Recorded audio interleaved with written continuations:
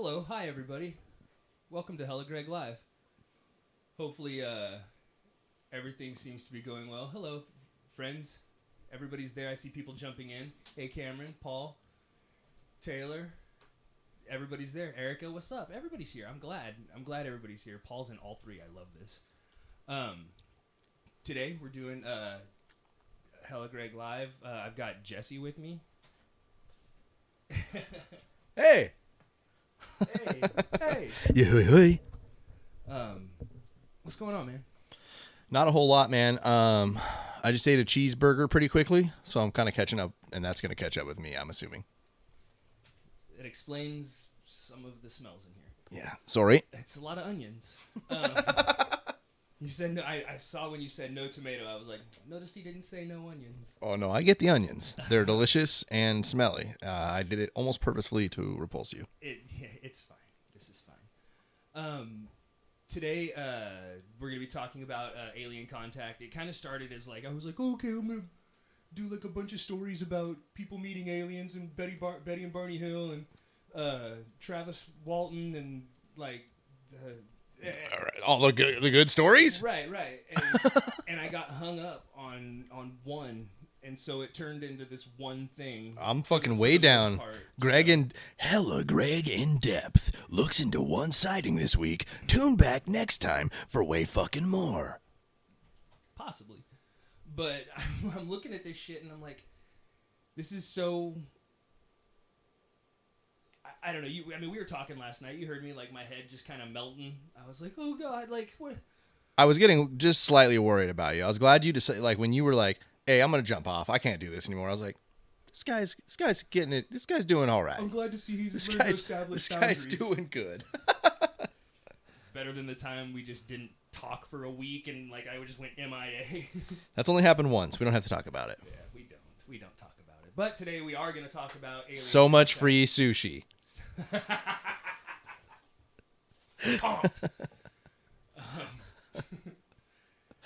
Thousands in sushi. Again, Alien Contact. If you want to jump in, there's a phone number right here, 805-666-2513. You can tell me what you think about the things that I'm going to say. Like I said, I got a little wrapped up in this, so I forgot to write in points to remind you to call. So please, today, everybody be on your best behavior and remind yourselves to call. I'll jump in there every now and again when I remember. Yeah. It's guys, don't forget to call. Yeah, you see, perfect. You're doing it. You're doing a great job. Thank you.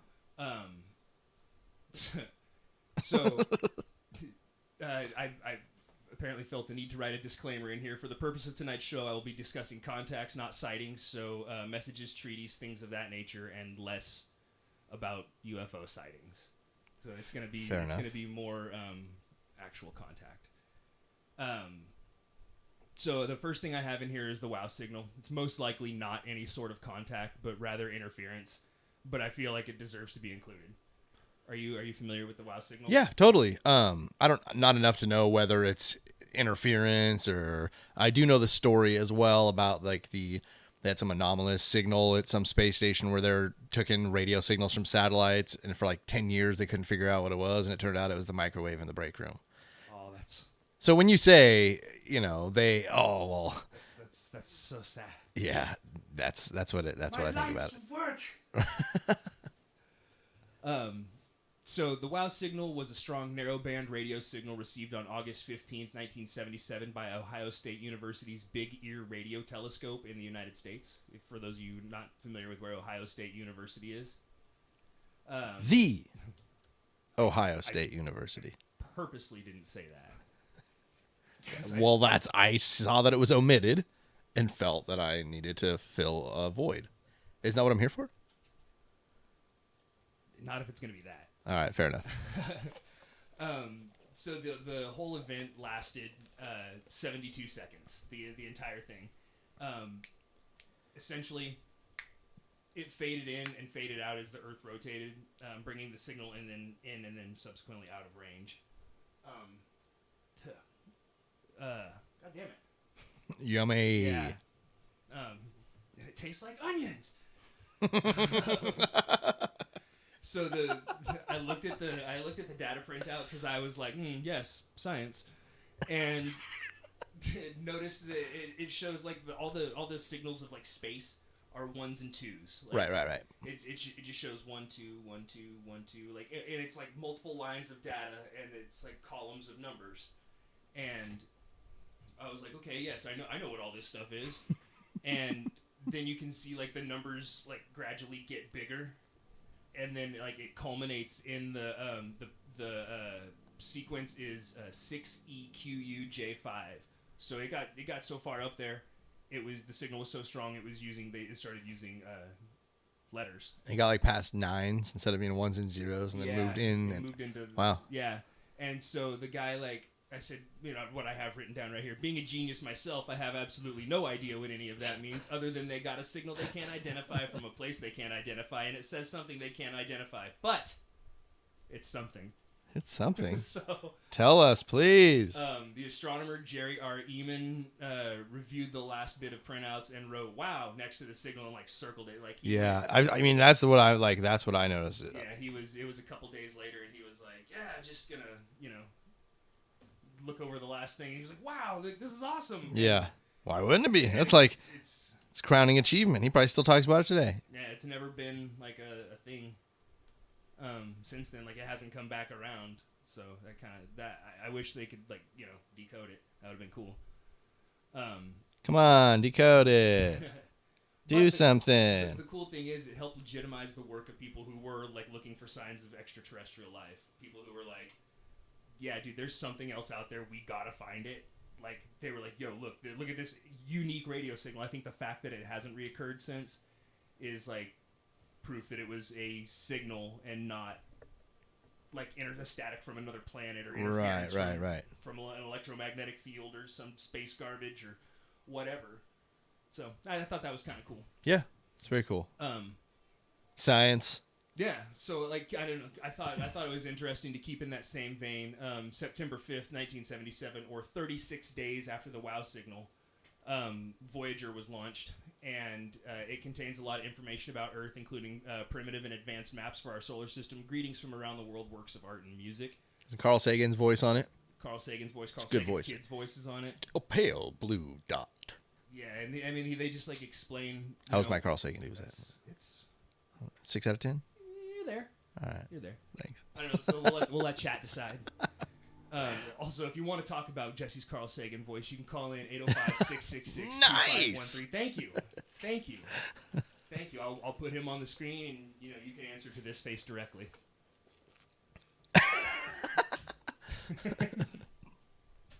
Don't make them be mean to me. I'm not saying they're going to be mean. I'm saying you know what they're going to do. Look into your eyes as they say whatever it is they're going to say. Pluto in 1990 Voyager passed Pluto in 1990. That was the thing that happened. So it's moving that fast. It's pretty. I want to say that it moves like 17 kilometers per second. Like that's the speed at which it's or 1,700 kilometers per second. I remember seeing a tweet about it recently.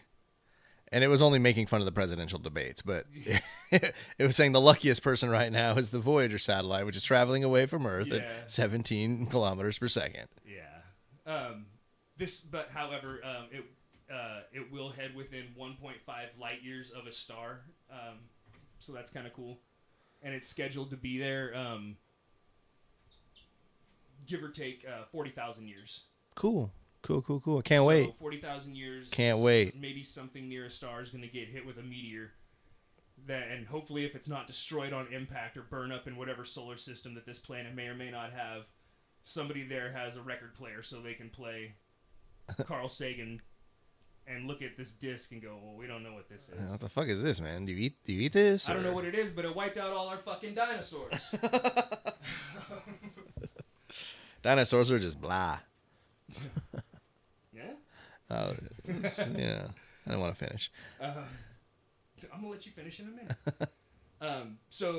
Just for fun, presidential contact. This is the one that I really got like wrapped up in. This is the one where I was like, okay, I'm going to sink all of my interest into this and let this devour my soul for a week. Metal. Yeah, every Alien movie aside from like District 9 deals with aliens in the U.S., forgetting that there's like, 7 other continents. District 9 rules too. Sidebar.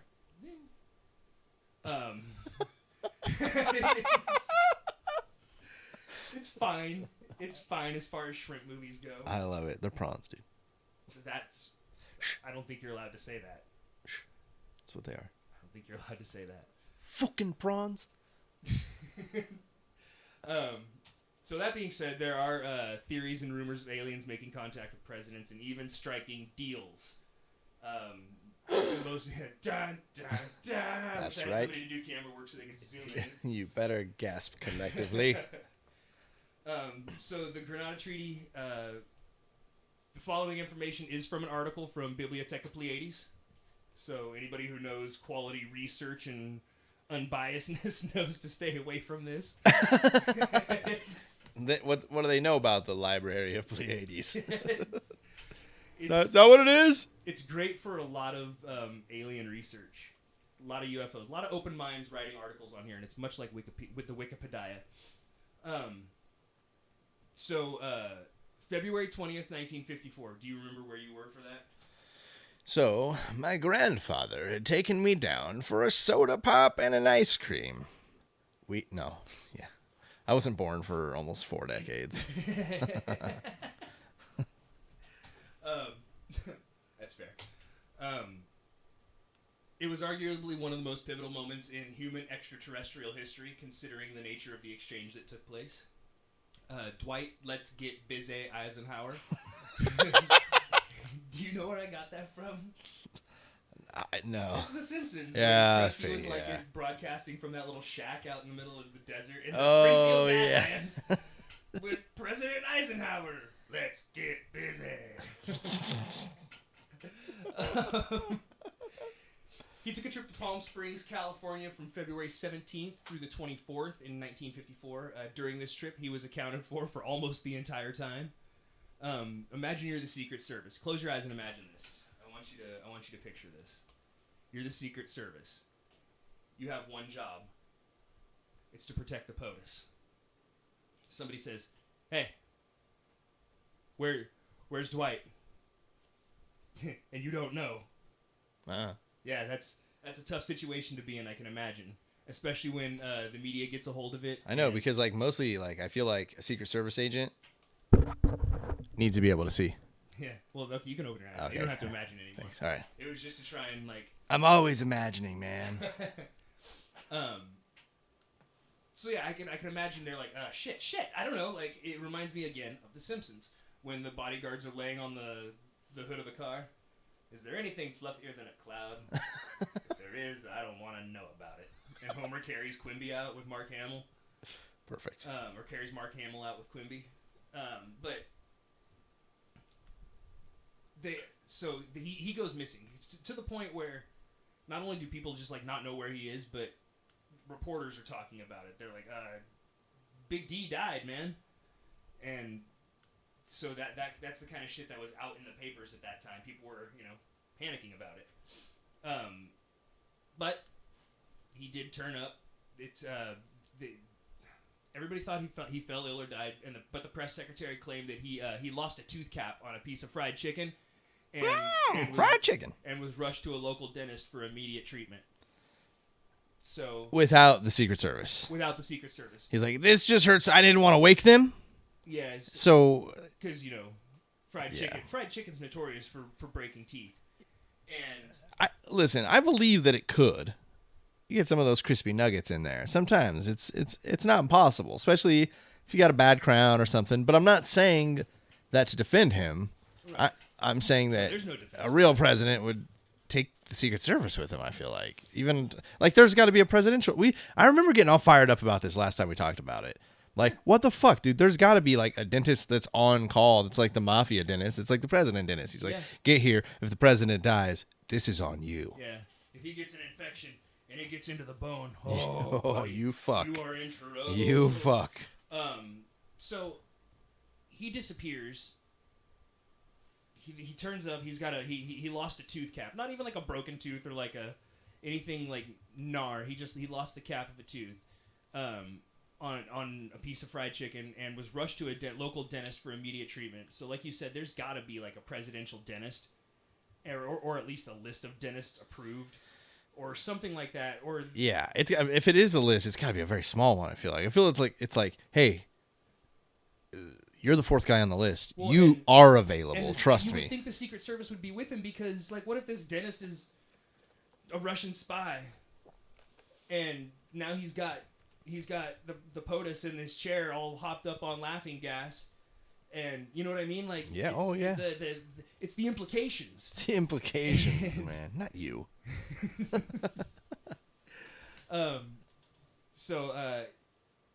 Again, I wouldn't think the president would get rushed anywhere for any type of treatment, especially without the Secret Service in tow, much less when they don't know where he is.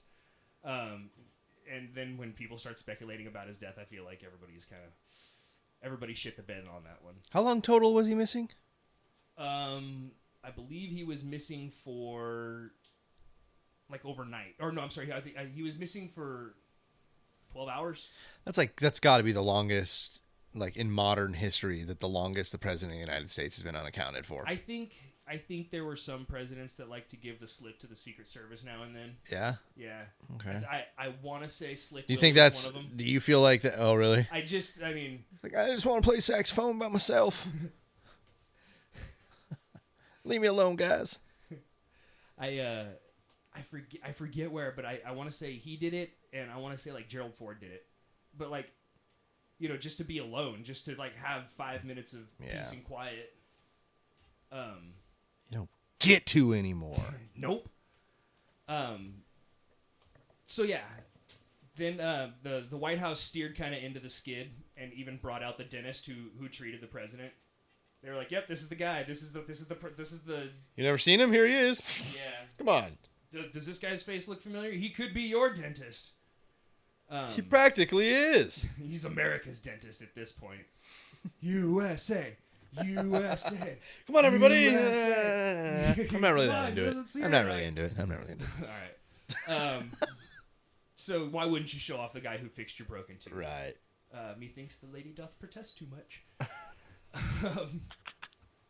So because of how long he was gone, the time would have worked out for him to be at nearby Muroc Air Force Base, later renamed Edwards Air Force Base. All of this is suspect to me because it seems like there was a possible ulterior motive for this trip, and adequate cover was provided once they realized how much it was noticed. Like once they were like, "Hey, man, where was he?" Like, yeah. Listen, people noticed the president's missing. We gotta. I mean, listen.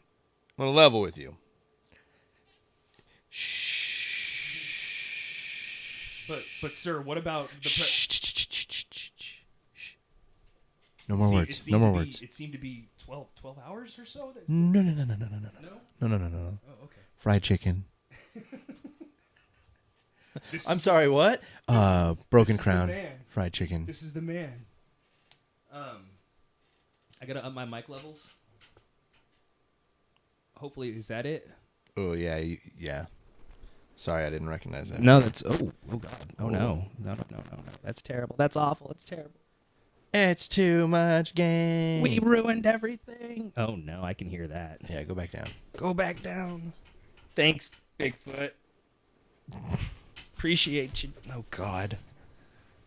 Everything's ruined. No, you're good now. Okay. Geraldine. So, in April of 1954, Gerald Light wrote a letter to the director of Borderlands Science and Research Associates, now Foundation, Meade Lane, and Lane considered him a gifted and highly educated writer and lecturer. So he was like, this is a smart guy. Yeah. He knows what he's talking about. He's legit. Yeah. Here's the letter that Gerald Light sent. My dear friends, I have just returned from Muroc or Edwards Air Force Base. The report is true, devastatingly true. I made the journey in company with Franklin Allen of the Hearst Papers and Edwin Norse of Bookings Institute and Bishop McIntyre of Los Angeles. Confidential names for the present, please. When we were allowed to enter the restricted section after about 6 hours in which we were checked for every possible item, event, incident, and aspect of our personal and public lives, I had the distinct feeling that the world had come to an end with fantastic realism, for I had never seen so many human beings in a state of complete collapse and confusion as they realized that their own world had indeed ended with such finality as to beggar description. The reality of the other plane aeroforms is now and forever removed from the realms of speculation and made a rather painful part of the consciousness of every responsible scientific and political group. During my 2 days visit, I saw 5 separate and distinct types of aircraft being studied and handled by our Air Force officials, with the assistance and permission of the Etherians. I have no words to express to my reactions. It has finally happened. It is now a matter of history. President Eisenhower, as you may already know, was spirited over to Morocco one night during his visit to Palm Springs recently, and it is my conviction that he will ignore the terrific conflict between various authorities and go directly to the people via radio and television, if the impasse continues much longer. From what I could gather, an official statement to the contrary is being prepared for delivery about the middle of May. So, he said, yeah, we saw UFOs, everybody knows, and nobody's going to say anything. Well, you ain't know that? You ain't know that? I know, but I mean... I know. He provided time and place for Eisenhower. Eisenhower's missing.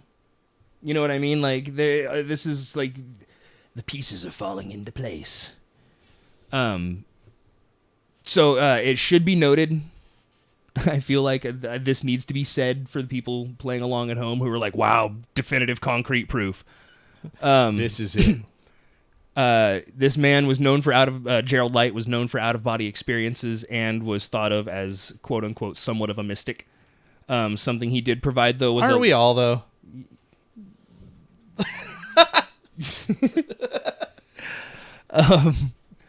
He was thought of somewhat as a mystic, and he did provide, though, was a list of members and participants of the meeting. So Dr. Edwin Norse was the first chairman of the Council of Economic Advisors to the President and was President Truman's chief economic advisor. Norse officially retired to private life in 1953 and would certainly have been a good choice of someone who could give confidential economic advice to the Eisenhower administration. If Dr. Norse was president at such a meeting, if he did so in order to provide his expertise on the possible economic impact of first contact with extraterrestrials. Another of the individuals mentioned by Light was Bishop McIntyre. James Francis McIntyre was the bishop and the head of the Catholic Church in Los Angeles from 1948 to 1970, and would have been an important gauge for the possible reaction from religious leaders generally, and in particular from the most influential and powerful regions and institutions on the planet, the Roman Catholic Church. I hate all of this so much. That these are the people that are... Yeah. Well. I know. There you go. Yeah, come on, man. Buckle up. Let's do this. Click. In particular, Cardinal McIntyre would have been a good choice as a representative for the Vatican since he was appointed the first cardinal of the Western United States by Pope Pius XII in 1952. All Cardinal McIntyre's correspondence is closed to researchers. That's not sus, even a little bit. Thus making it impossible to confirm what the impact the visit to Morocco had on him and what he communicated to other church leaders in the Vatican. Cardinal McIntyre had sufficient rank and authority to represent the Catholic Church and the religious community in a delegation of community leaders. So he's just, he's the American Pope. He's the American Pope, and he... How do I sign up for that job, baby? Gets to ride around in a dome. I don't even give a shit about that. I just want the hat, man. The fourth member of the delegation was a community leader of community leaders was Franklin Winthrop Allen, a former reporter with the Hearst newspaper group. Those of you who did your homework would know that the Hearst Corporation is a massive dick. They suppressed certain stories, ran others with no evidence, and generally dictated the way the news worked, and eventually got into bed with the CIA through Operation Mockingbird, where the agency placed employees throughout major media companies and across various mediums. It's not like everyone's on the CIA payroll. Financially, that doesn't make sense, but having editors, a few key place reporters, and the owner of the fucking company in your pocket makes placing disinformation a much easier task, which speaks back to what he said when he said, from what I could gather, an official statement to the contrary is being prepared for delivery about the middle of May. Also, those are some pretty big pockets. Yeah. I mean, yeah, it's... Fit a lot of stuff. Thanks. So this meeting in 1954 was what was called the First Contact meeting. Unfortunately, it didn't go well. The quote-unquote aliens soured on us and were not stoked about us for a while. According to William... What do we do? We have... Come on. We are, as a species, so... You know what? Never mind. I actually can't even lie about it. Come on, let's hear it. No, I don't know. I was trying to think of something and I didn't have anything good to say. So Spit it out. I wish that I did. By the time I got there, I was like, oh man. I was as upset as you are. So William Cooper, who reviewed the documents of the meeting almost 20 years later, for reasons, it was because of his position in naval intelligence, and he had like a need to know basis, and that was something that he needed to know. I mean, I don't know who studies belly buttons, but do your own thing. What he described is as follows. In 1953, astronomers discovered large objects in space which were moving toward the Earth. It was first believed that they were asteroids. Later evidence proved that the objects could only be spaceships. Project Sigma intercepted the alien radio communications. So, for just right there, there's a fucking space armada. What? Somebody tells you there's a space armada. What's your first reaction? Where? Like, I want to see. Show me. The equator. Yeah, I mean, I guess I'm heading to South America then, baby. Let's check this shit out. I don't know. Like, do they seem aggressive? Do they? I don't know. I would want to know. It's a fucking space armada. Like, I know, but like maybe they're just like, yo, our planet has been destroyed. We are looking for a place to chill with some sweet homies who might just let us live here for a while. If you want to call in and get in on this too, no, I mean, I appreciate I appreciate because we'll talk about Space Brothers a little bit. And that was a thing. Space Brothers, Alien Hulk Hogan, Space Brothers. Yeah, no, they aliens were thought of to be like friendly, like peaceful people who were like scientists, and they were pacifists, and they were evolved beyond violence, and their whole thing was peace and all that shit. Then how do you explain this? How to cook 40 men. How to cook for 40 people. Little space dust on there. Ah, yes. To pronounce it correctly, I would have to remove your tongue. But yeah, so they've got, they were called Space Brothers. Anyway, we'll get to that. But when the objects reached Earth, they took high orbit around the equator, where several huge ships and their actual intent was there were several huge ships and their actual intent was unknown. Project Sigma and a new project, Plato, through radio communications, used the computer binary language and was able to arrange a landing that resulted in face-to-face contact with alien beings from another planet. Bigfoot says, so these are the Nordics. Well, see, we'll get definitely not the reptilians. We'll get into that. I can tell you we will get into that because there are various descriptions of the people that were met with, and apparently it sounds the Nordics are hella nice, but they weren't. There's a reason that they didn't necessarily want to work with us because they're a peaceful people. They're altruistic.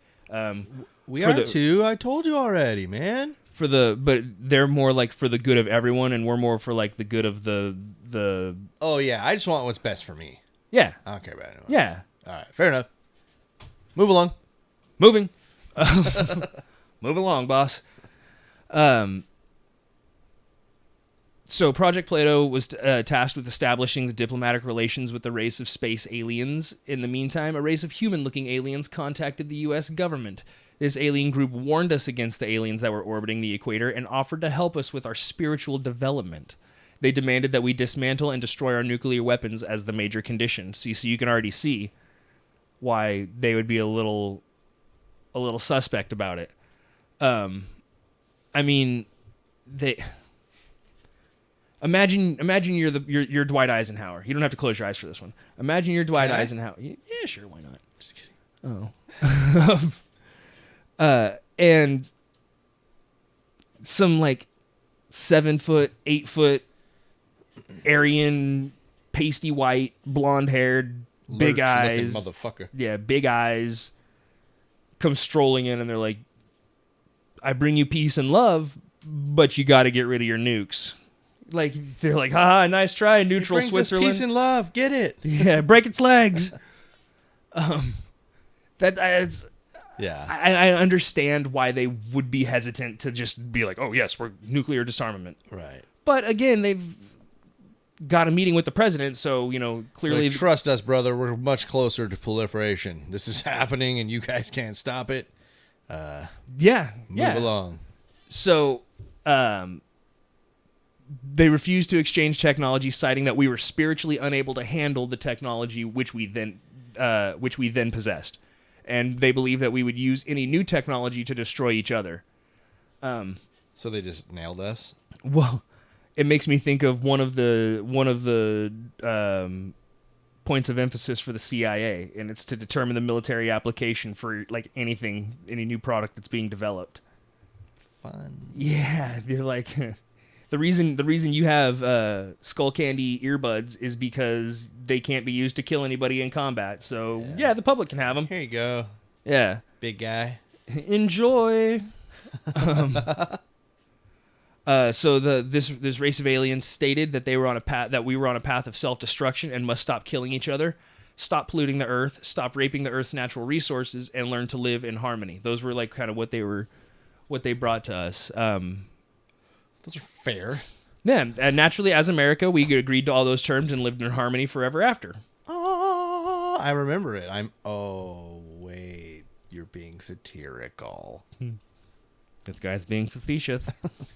So the major pushback was on the nuke thing. Why would we give up the Earth's most powerful weapon when we're faced with a completely new extraterrestrial species that's far more advanced than we are? Because they said, dude, they're far more advanced than us. They already know. Yeah, but they're like, hey, dude, we just traveled interplanetary. Give up your weapons. And you're like, nah, I'm cool. I'm going to keep my weapons. And they're like, no, give them up. We'll be friends. We promise. No, I get it. And then you give up your weapons, and then they're like, you fucking idiot. Gotcha, stupid dumbheads. We knew you'd fall for that. Yeah, so, you know. What even is Bluetooth? Yeah, right. It's not a thing. You're going to get this thing called Wi-Fi, and you never get to have nukes again. Oh, come on! So, again, the major pushback was on the nuke thing. Why would it give the Earth's most powerful weapon? Yeah, we talked about all that. I mean, really, a guy rolls up to you in a hover car and says, yo, get rid of your dynamite, it's bad. Like, bitch, you got a hover car. Don't worry about what I got. I might be like, yo, if I get rid of my dynamite, could I get a hover car? No, but we might be talking business. No, man. but we'll tell you how hover cars work. No deal. That's the deal. No, I just told you, no deal. Charles L. Suggs was able to corroborate and expand on this. His father, also Charles L. Suggs, was there at the meeting. Young Suggs told the story of the UFO researcher, and it goes like this. Sergeant Suggs recounted his father's experiences from the meeting in a 1991 interview with a prominent UFO researcher. Charlie's father, Navy Commander Charles Suggs, accompanied President Ike along with others on February 20th.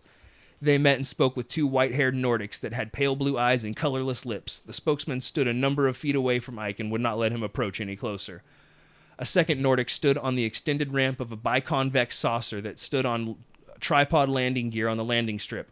According to Charlie, there were B-58 Hustlers on the field, even though the first one did not fly officially until 1956.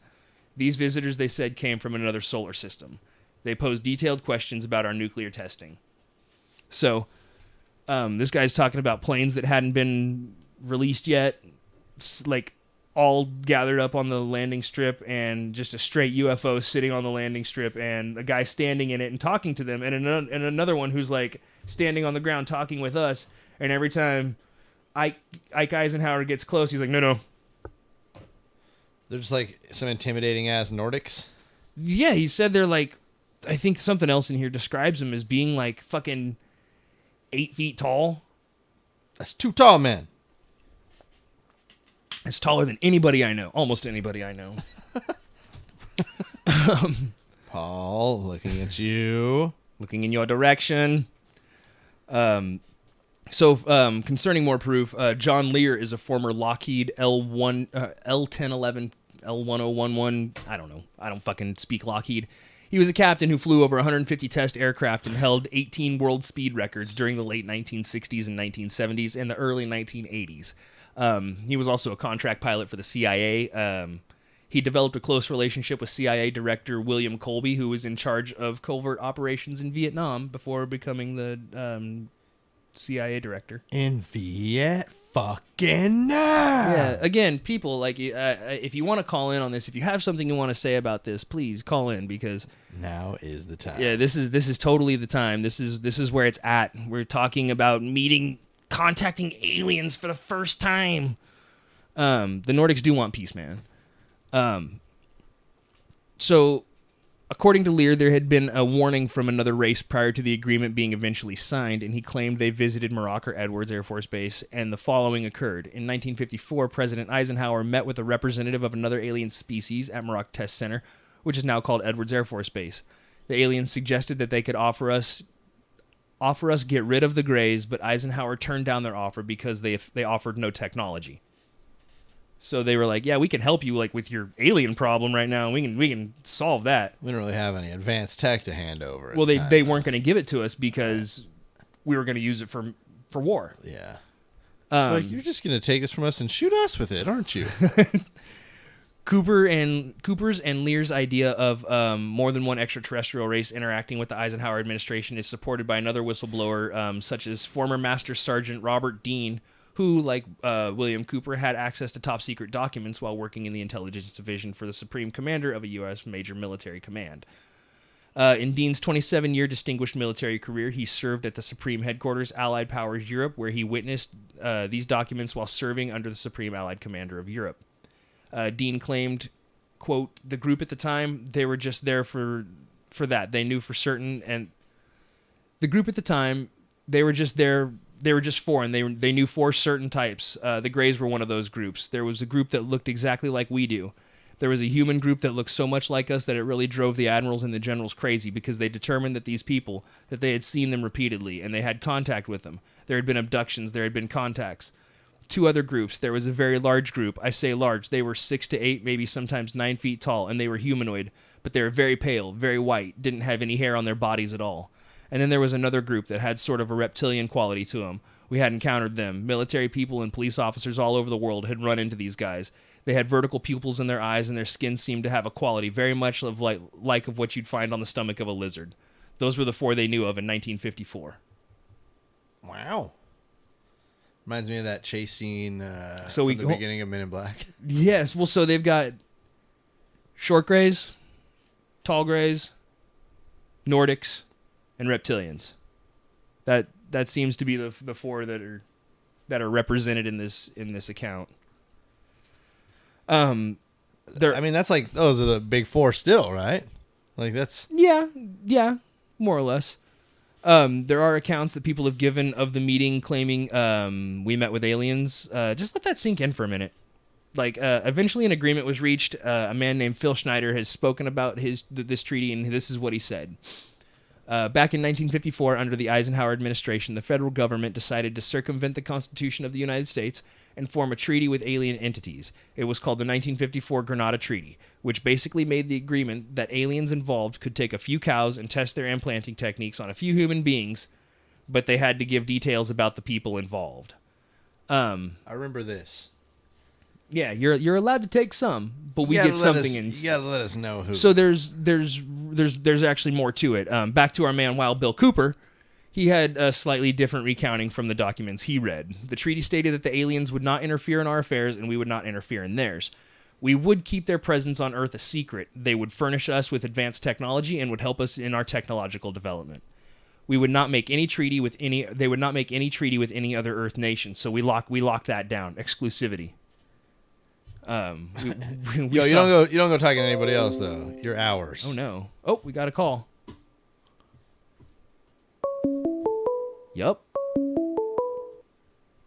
Welcome to Hella Greg Live. What's up, my dude? Hey, dude. Hey, so can I take a quick tangent? Still on contact and all that stuff? Sure. So this weekend, I don't know if you guys have watched this or not, but I watched Extraordinary, the Stan Romanek story. Are you familiar with that guy? No. Okay. So I wasted a day. Don't watch it. But, I was excited for a second. I know. Well, you'll understand why I say it in a second. So this dude's name is Stanley Tiger Romanek, and he's been an alien abductee for most of his adult life. And they went through a bunch of the contact stories, and they showed he had actually some pretty cool, convincing evidence. He had some Nest camera footage. from where a So it's recent. beam of light came down. Oh yeah, it's way recent. Like Okay. this video, I think was shot. Stan 20 Romanek sounds like somebody from like the 1930s, so that's why I'm. He looks like such a goofball too. Yeah, he was born in 1962. Okay. I pulled up his Wikipedia page because I wanted to sound somewhat informed. He had some cool stuff. He was abducted, and it was one of those whole like starseed situations where they're harvesting DNA and all that stuff for it. But at the end of the documentary, they all of a sudden go into this really kind of semi-thematic, traumatic, kind of like darker music from what they had been doing up to this point. Everything had been kind of like hopeful and like, oh, he's Mood a shift. starseed. Exactly. Hard shift, and it goes to straight text only, no voiceover, no pictures, and it's like Stan's house was raided in, I forget what date they said, but essentially like they raided this motherfucker's home because he had a bunch of child porn on his hard drive. Oh. And then they just start posting like news, like they lay it all out. They're like, yeah, he was busted with this much. He says that he didn't put it on there. His wife says that he's not a liar and she wouldn't stay with somebody who, doesn't say that. Or doesn't say the truth and all that shit. And then they start cutting to these news articles from, like, Wired and some other little, like, forum on Reddit or somewhere. And it's like, oh, there's a new virus that causes kitty porn to show up on your hard drive. Oh, God. And I'm like, so this was all just a setup for this psycho guy who maybe had some cool evidence of stuff. And so now it's up for free on YouTube, and its views are actually climbing quite a bit more than I thought they were. But I just wanted to give you the shout out on that and call in. So one to avoid, the Stan Romanek story. Yeah, it's looks called like it Extraordinary. It's on YouTube for free on their free with ads movie side. It looks like Bigfoot called it. Stan Romanek is a tool.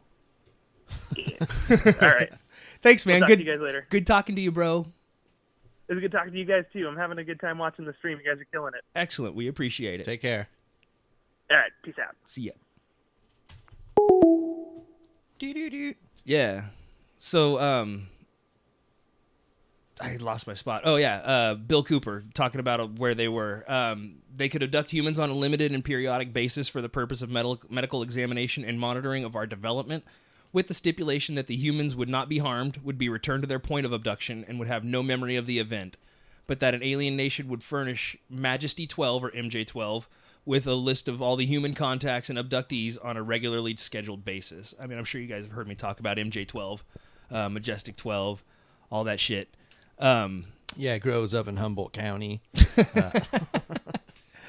If not, maybe someday we'll cover Majesty 12 and really get into depth on it. For whatever reason, some people called it a negotiated surrender and more or less, we can't stop you, so let's be friends. Right. That seems a little out of place. Now, if someone said we tried to strong-arm them and that they laughed in our idiot faces and said, you can't beat us, and then we tried to team up, that would make more sense. Right. But that's not how the story goes. The story was like, hey, we're just going to be friends right out of the gate. And that just doesn't sound like post-World War II Dwight, let's get busy, Eisenhower. It just doesn't. So... I have a hard time buying that. Unfortunately, according to Wild Bill and Lear and a few others, the Greys broke the treaty rather early on. They stopped reporting the abductions and essentially just kind of ran wild. The Greys were terrible with paperwork. We've evolved to travel solar systems, but paperwork sucks. God damn it, we didn't bring a secretary. We've evolved beyond bureaucracy. Jim left the stapler. Oh, shit. Hermes Conrad would like to have a word with you. Oh, my God. That was a good, excellent Futurama reference. Thank you. I appreciate it. So General Douglas MacArthur, a real fucking badass, was a 5-star general and a Medal of Honor recipient. He pretty much ran the Pacific Theater during World War II after coming out of retirement. Yeah, but who would win in a fight now? My money's still on him.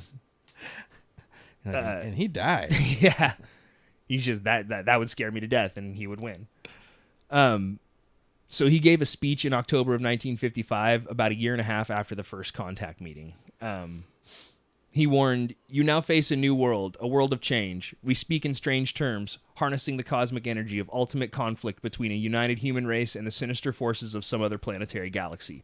The nations of the world will have to unite, for the next war will be an interplanetary war. The nations of Earth must someday make a common front against an attack by people from other planets. What? Wait, what? When did he say this? 1955. I don't think I've ever heard this before.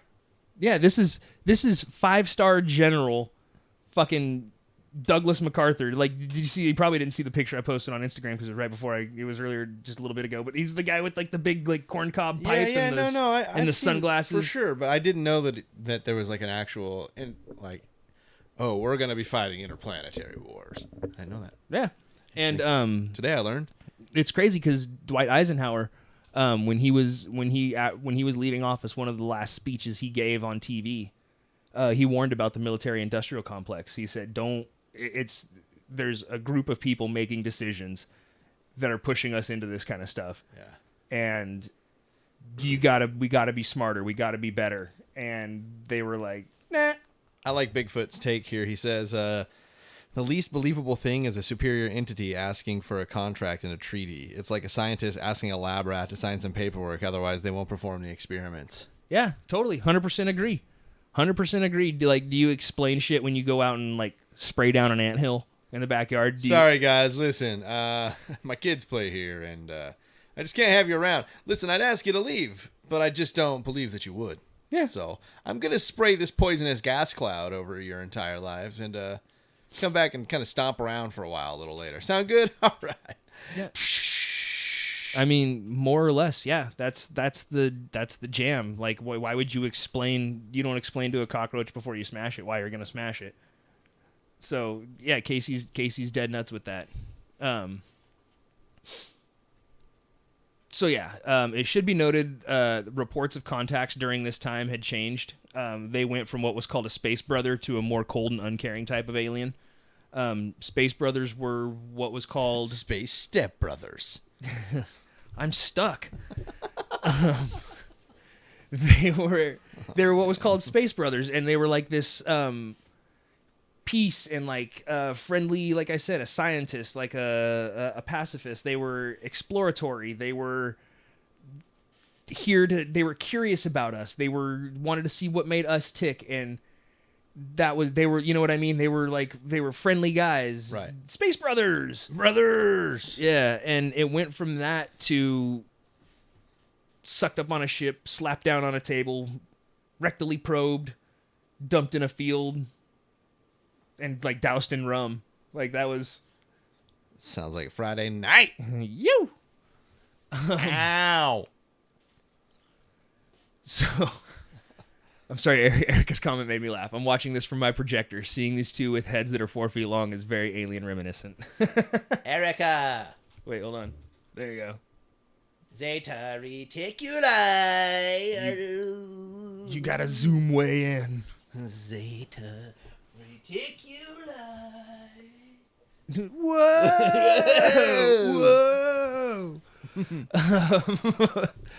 Whoa! So you guys with me so far with all this kind of crazy? No. No.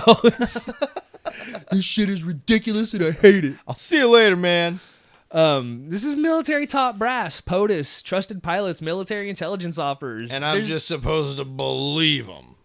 Is that what you're telling me? Well, like what would you say against it? What do you have against them? Like no, nothing else. No, serious question. What do they have? They've got everything to lose by coming out and saying dumb shit like this, yeah? Yeah, no, that's what like in my mind, like especially lately, they're like, all right, fuck, they exist, okay? What do you guys want? Yeah. What do you guys want? You've seen them, we've seen them.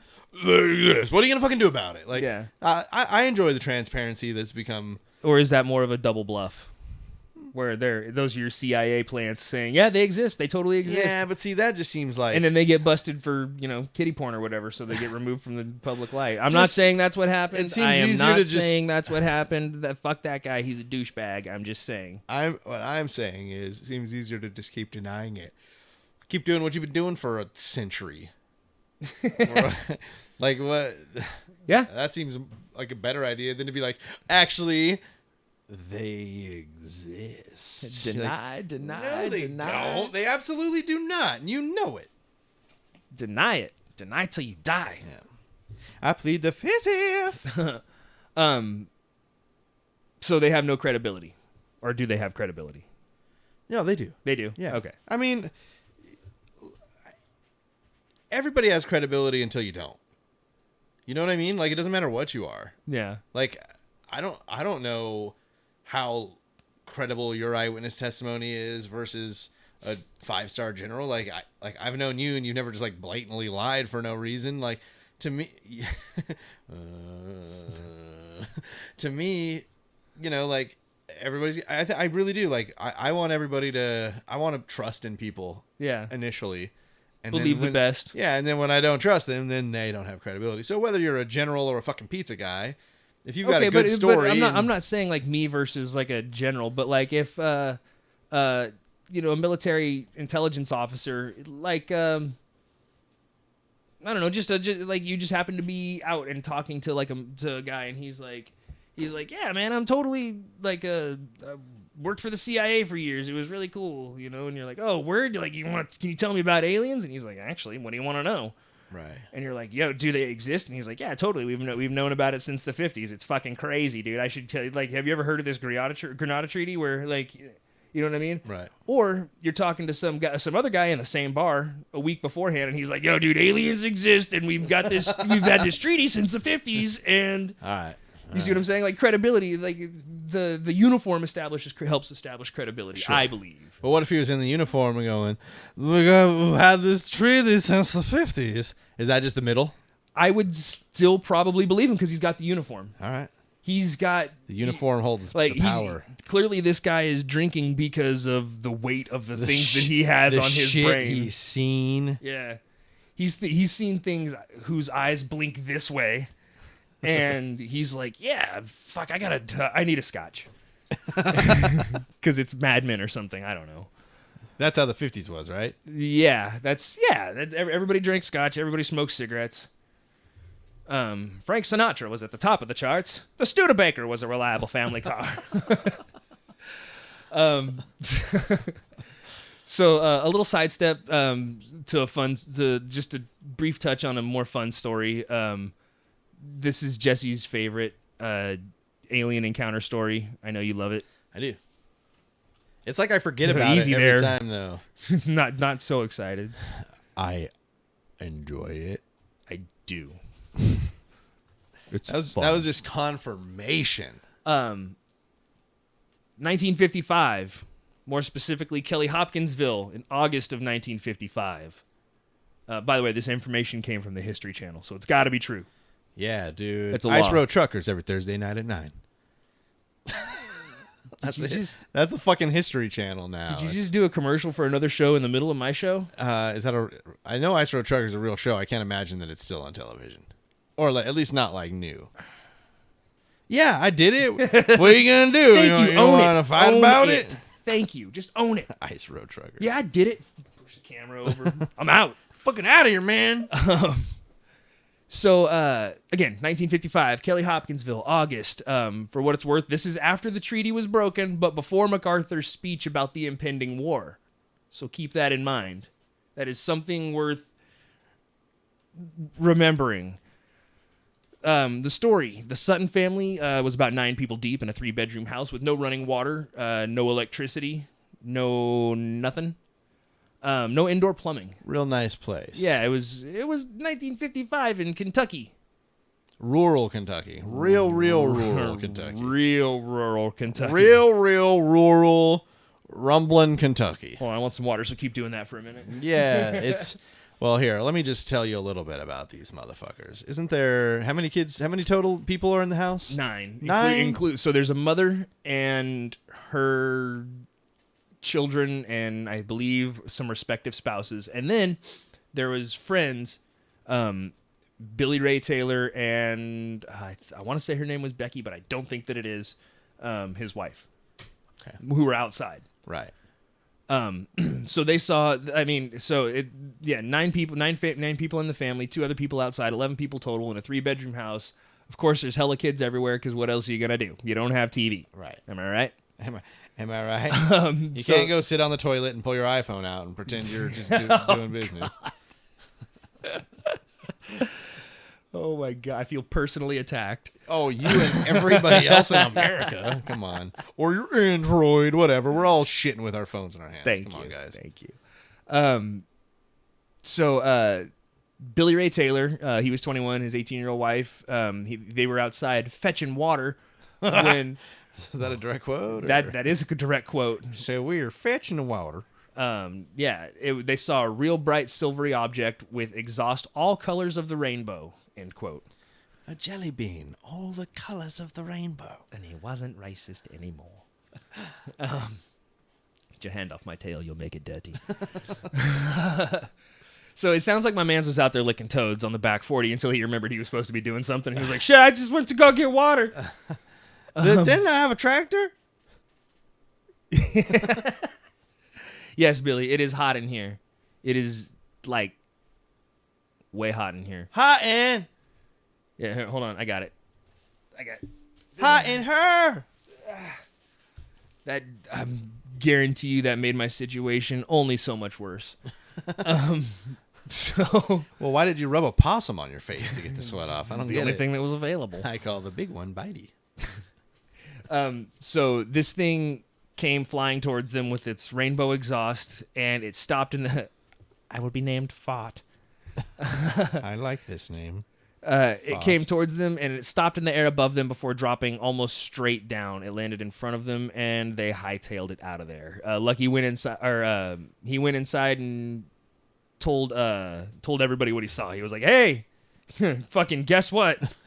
Listen, And, get out of the latrine." Yeah. So he took Lucky Sutton out with him, and Lucky went out with him, and they were looking around. It's darkish. It's tough to see. So the lights were gone. The rainbow exhaust was gone. What they did see was a 3 or 3.5 foot tall gray creature with its hands up over its head, kind of glowing. And then it was like, Waloo, Waloo, Waloo, Waloo. it was floating along atop the ground and just kind of coming towards them. So it was like Wicked Witching, like it was like a gnarly ghost. Toes just drag and Yeah, exactly. Yeah, no sir, I don't like it.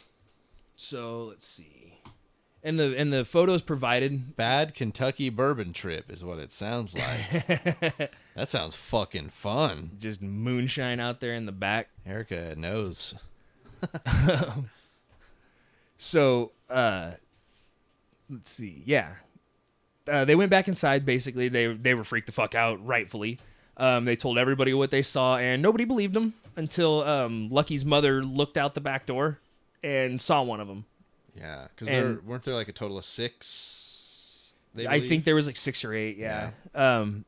So for what it's worth, I saw a picture of this woman, and she does not look like a frail little old lady who would panic about anything. Yeah. Especially like a bird that she's seen floating around the forest that she's familiar with nearby. From the photos, she looks like a salt of the earth kind of woman who works hard and prays hard. Those are like her 2 hobbies. My hobbies include working and praying, occasionally whooping my kids. Like that looked like her jam. So she saw this thing and she freaked out. She lost her shit. So everybody did what everybody did in those times and grabbed guns and opened fire because what the fuck. It was because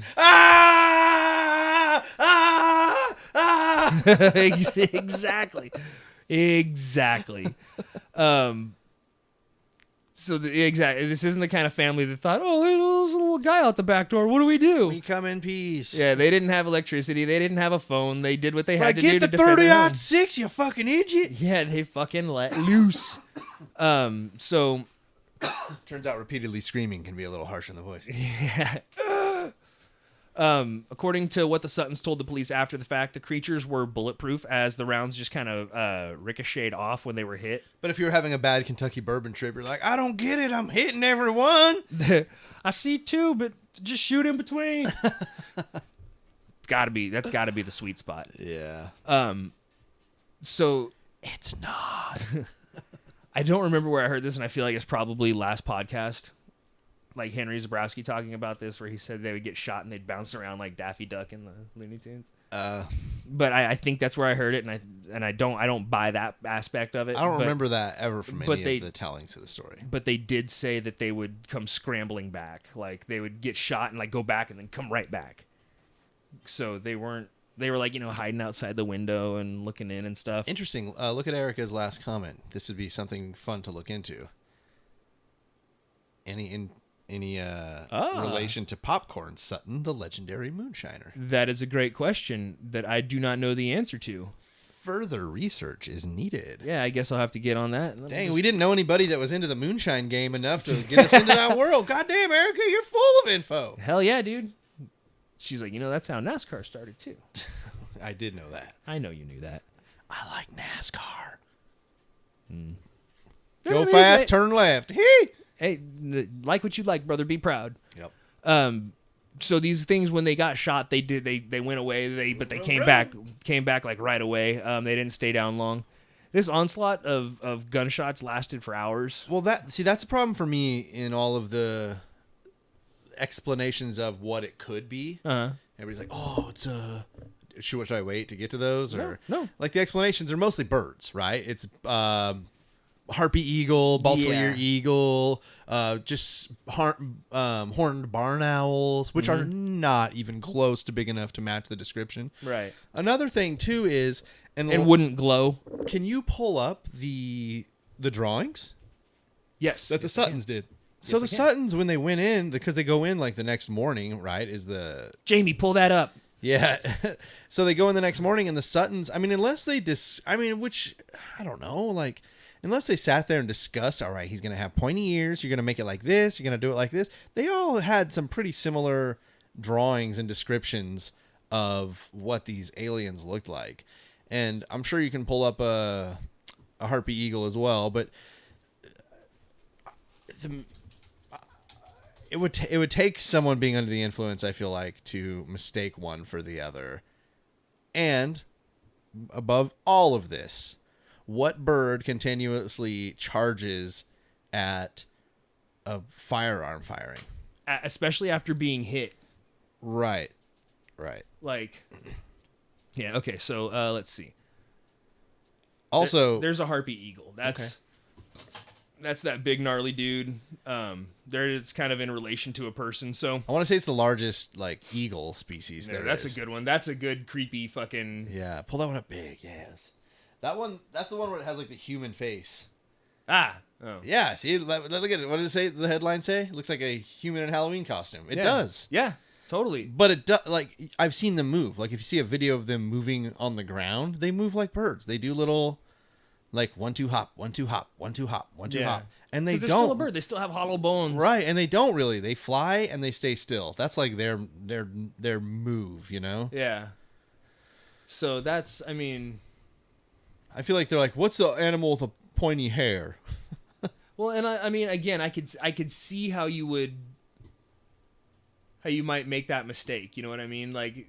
Especially so that's what the isn't that the official explanation, the harpy eagle? But that's what most people. So I have two main theories. Hit me. You've heard them both. One is that I would like to track down, which this information is not going to be available from 1955, but in a perfect world, look at that guy. In a perfect world, we would be able to find out who had harpy eagles in the United States and where were they located in 1955. Again, this is well before we were like documenting where like wildlife where went. Exotic creatures live. That was not what we were doing. So maybe if this were like 1989 we might be in business, but talking mid 50s. But idealistically, you would know where they are and be like, oh, you know what? Actually, the daily flight range for a harpy eagle's 55 miles, and there's a place only 25 miles away, also in Kentucky, where who reported their harpy eagle got shot to death a bunch, or that they had 5 harpy eagles escape an enclosure overnight. Yeah. My second theory was this: because the aliens didn't really seem to respond to gunshots. So like. A lot of animals don't do that. Human animals, earth animals, lions and tigers and bears, because they don't understand. They don't have. They're not like, oh, it's like, sure, if it's loud and it scares them, that's one thing. But Right. they're not like, going to react to a gunshot in the distance because you have a gun, you could hurt me with that. That's not something that thinks. So my other theory was that, think like the stories of like the Russians sending a dog up into space. Maybe an alien planet's like, yo, we see this pale blue dot in the distance. We need to take a shot. We're going to put our version of monkeys into this ship. We're going to put little cameras on their chests. And, all of the ship's information will come back to us automatically. And we'll have their vitals and visuals from them. And then these little monkeys come out of a ship. And they crash landed. It went badly. And 6 of the 12s or whatever it is, and they get out, and the first thing they see is this house, and they understand structure. We see, like, we live in buildings, like, that's a thing. But all of a sudden someone's like yelling and shooting a gun, but to them they're like, what the fuck is this? And they're wanting to get in there, and perhaps they're impervious to bullets, like we're talking. Maybe they really were wearing suits that they're like, what the, it tickles. That's a reoccurring theme with spacesuits, is that they understand we just use lead metal projectiles to the materials, like that was one they of the have not figured out laser rays. That was one of the things they did with Valiant Thor's suit. Like, they took it and they cut it and they tried to burn it and they used diamond tip blades and nothing really cut through it. But yes, I agree with everything you said. I like those theories. It's creative thinking. I've had a lot of time to think about this one, because it is 100% my favorite. Yeah. And harpy eagles look pretty cool too. Yeah, those things are gnar. But watch a video of one. You don't have to right now. But if anybody's interested, watch a video of one walking. It doesn't appear to float. It is quite a clumsy walker. That's not real. Get out of here. Get the fuck out of here with your drawings. Cool drawings though. These are some drawings that I care about. The Suttons. Yeah, this is how they were pictured in the newspapers. Kind of like it looks like a superhero here, like something out of the Fairly Odd Parents, maybe. Like he chills with Wanda and Cosmo? Yeah. Like he actually kind of looks like something from, remember The Tick? The Tick is like on Amazon you watch right now. No, but I mean, remember the good one with Patrick Warburton? Yeah. He looks like one of the guys from The Tick. Like a Tick villain? Yeah. This is one of the other ones he kind of does too, but look at those arms. Like, that's terrifying. It's just Barry Allen. Chris. And look at the little stumpy feet, and like it looks like a 1940s man in like high-waisted trousers, like one of those high-waisted fast talkers, see? Yeah. And but that's terrifying. Like, all that shit's terrifying. If it was glowing and coming out of the woods at me. Right. Yeah, I was going to say, I mean, it's the same as every story. You got to take some of it with a grain of salt, and some of it can probably be explained. Yeah, look at that one. I mean, that's the same kind of thing. It's just a little rounder head. Right. Looks like Dead Mouse. Dead Mouse 5. I don't know, man. It's just I like the idea of the story. I think there was a movie made about it once. They need to remake it. In my opinion. Was a movie. It was like a terrible 70s. Tried to find it. Yeah. It was. All right, that's our new mission. Remake the Kelly Hopkinsville. That's our mission? Well, that's my mission. You join me if you feel like it. All right, fine. I'll find out who owns the movie rights.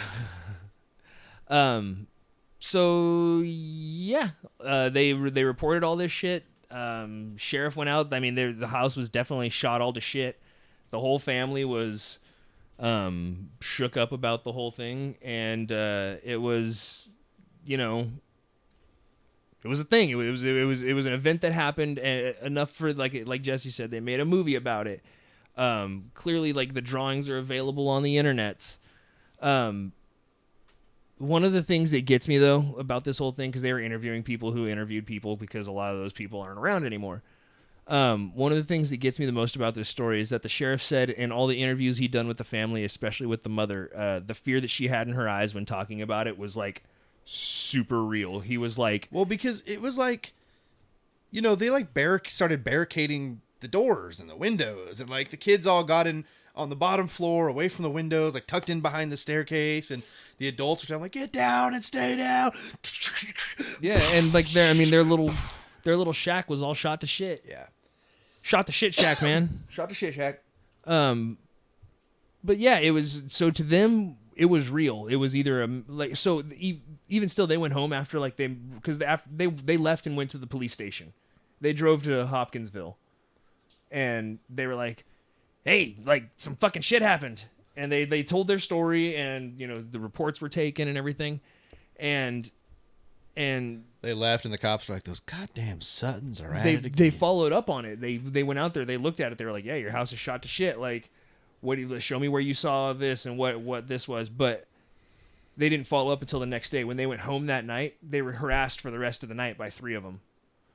3 of the little dudes were like, That's right. We're hassling them outside for the rest of the night. Aftershocks. Yeah. So I don't know, like if it's a mass hallucination, why did it clear up when they went to town and then come back when they, Well, and like, listen, man. It's a gas leak. Not that I'm some expert on hallucinogens. But as somebody who is like maybe eating a mushroom or 50, when you nobody has the same fucking hallucinations. You don't like you aren't like tapped into the same drug that's putting the same exact picture in your mind. Like I'm sure that people can be influenced. There is no doubt. Yeah. That, like, how did all of the CIA shit happen? What did they give them before it started? Yeah. If that's the case, a psychotic episode in which everybody's seeing the exact same thing. Everybody broke with a mass Or hallucination. it's a bad batch Kentucky bourbon. Yeah, there you go. But even then, you don't everybody put a sheet of acid in your mouth and go like, "Dude, do you see the green tiger?" Like, "Yeah, man. Whoa, look out!" Like, I wonder if it was something more of a. Yeah, see that's people say Bigfoot nailed it. Yo, everybody seen that leprechaun say yeah? Casey kind of nailed it though, because they said, "Oh, that's like where the whole little green man thing came from was Yeah. leprechauns and shit." So, who knows? Who knows? I don't. Do you? No, I don't know much, man. No, yeah. But I know I love you. Damn it, that just happened. So yeah, that's about it. We're gonna wrap it up now. We did Kelly Hopkinsville, we did the Granada Treaty, we did Voyager, we did the WoW signal. Those are some pretty good contacts, I think. If you want to do this again, let me know. Find me on social medias at hellagregLIVE everywhere. hellagregLIVE on Facebook if you're watching there. hellagregLIVE on YouTube. Same on Twitch, Instagram, Twitter. I'm fucking there, man. I'm everywhere. Jesse, got anything you want to say for yourself? I didn't do it. Say the line, Bart. No, I stream Sunday, Thursday through Sunday nights.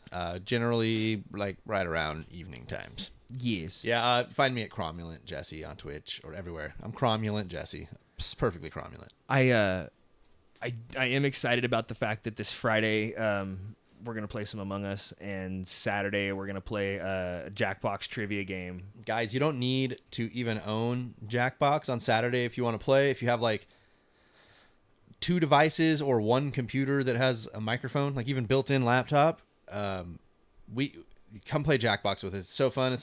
It's party games. I think we can get up to 8 or 10 of us in at one time, but the Discord is set up for everybody to do it. So reach out to us and we'll get you links to that if you want to play. But so essentially Saturday night party games. What better for I know we're not like in total lockdown anymore, but nobody wants to be up in anybody's shit quite yet. Yeah. So plus, if anybody wants the title of like Jackbox champion, come take it. Yeah, Greg kind of fucking kills it at Jackbox. So someone come beat him, please. I'm full of useless knowledge. And some black stuff and like 50 Slim Jims. It just so happens that that's perfect. So, yeah, come play with us. If you want to play Among Us and you have it, you can play it on mobile too. If you want to come play, let us know. Friday and Saturday night, party night, baby. Party games. Jump. So yeah, again, thank you to Paul for running through the chat and making sure everybody stays cool. I haven't read anything insulting yet, unless it was from Paul himself directly. Thank you to everybody who's here watching, everybody who's seeing this chimed in and got in on the conversation. I bring you love. Thank you, Cameron, for calling in. Please, you fucking get it. You get it. You subscribe where you can, like shit, thumbs up, hit notifications so you don't miss any of these. Then everybody happy. Everybody happy. We're gonna do this. Gonna try and do it more often. Well, I mean, not more often, but like gonna try and keep it going, and then maybe if it picks up in popularity, who knows? I might do it more often, but yeah, might even be out playing some basketball. All right, Stream the ball. yeah, stream that. Nobody wants to watch that, dude. Trust me. I gotta get a man's ear first. I have a hard enough time getting people to want to watch this, and I put work into this, bro. So yeah, anything else you want to say, Jesse? No. All right, well then fine. Fuck it, we're out of here.